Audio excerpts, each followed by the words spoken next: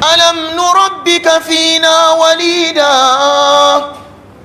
ولبثت فينا من عمرك سنين وفعلت فعلتك التي فعلت وأنت من الكافرين. ألم نربك فينا وليدا. موسى بكر يا زمك نندوكك جاريري. ألم نربك فينا ci da sha da rayuwanka wurin kwananka sutura duka ni fir'auna ni nayi. wala bista fina min umrik, rayuwanka duka ci da sha girmanka darajanka duka ni ne. har yau ka iya kasi a gabana ka daga kafada har kana ce min Musa rasulu rabbil alamin. kaga daga nan fir'auna ya kamata ya duki karatu.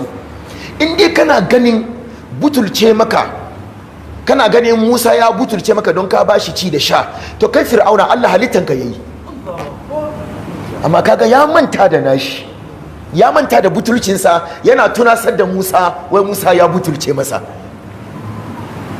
har ya tambaye shi ma rabbul alamin. annabi Musa yayi bayanin wannan Allah. shi da fir'auna aka dasa gaba, bai Allah ya reni annabi Musa, ya bashi ci da sha, sun zauna tare kamar yadda nan kuke gani wai mun zauna tare da an zo muna taziya da aka yi kaza mu da su mu yi kaza. hujjojin malumman mu duka kenan na mu'amala da mushrikai fa. ai mu da su mun gamu kaza, mun gamu cikin kwamiti kaza. to Musa ba kwamiti suka gamu ba, shi fir'auna ya reni Musa, ba kwamiti bane, ba menene ba kwamiti bane. ku kuka koyar da mu karatun ga mun tunasar da ku. in kowa ku yi tunani shi ba ku koma ku yi tunani irin hujjojin da kuke bayarwa. wallahi mu da su muka tashi kwamiti ne. kakan baban rafani shi nan ai ranan da ma za a aure mana shi ya bada auren. to shi fir'auna ya reni Musa ne, amma tunda fir'auna ya saba ma Allah to girman shi ya kare. ya duba shi ya ce wa ma rabbul alamin, ya yi bayani ya kare. ya ce wanzu wanda na reni shi sarauta dai sai yana min wanga girman kan. aka buga ba nan ba, aka wayi gari man shi na cikin daki. Asiya matan fir'auna wanda ta ce qurratu ainin li wa lak, yanzu bayan Allah Asiya she is in a compromising situation. yanzu Asiya ta shiga saka mai wuya, ga danta Musa musulmi, ga mijinta fir'auna kafiri. wa za ta zabi? wanga duka bayanin ga da ke cikin Qur'ani fa ba an kawo shi ne don mu ji dadi, wallahi tarihi yayi dadi, an kawo shi ne don ka koma cikin gidanka. in aka yi mushriki to kai da shi ba alaka tsakaninku. ga mijinta ga annabi Musa, tana daki har ma tana nan tana ciki, shi tana tambaya ranan da za a gamu fir'auna ya zo da mutanensa, sannan annabi Musa kuma ya zo da jama'ansa. Asiya yana daki, she tana tambayan masu mata aiki, ta ce don Allah a duba muna contestin nan, combatin nan, rigiman fir'auna da Musa ranan nan waye rinjayi. tana son ta gani waye rinjayi, ba tana tambaya bane, tana Allah Musa yayi rinjayi.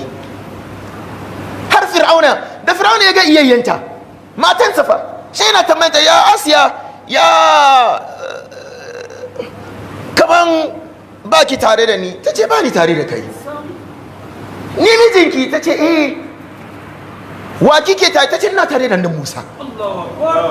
Fir'auna kai ba Allah bane, ka ji kana mu da karya. miji tafa mijinta. ya ku al'umma malumman da aka baku duniya, saboda duniyan nan kuna compromising nan, to wanga sarauta ne.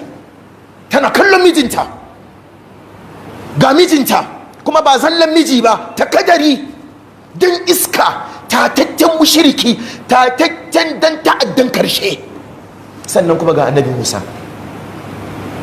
amma da ta daga kai ta ce ya Allah, na zabe ka, na zabi ba annabinka. alwala'u walbara, alwala'u walbara.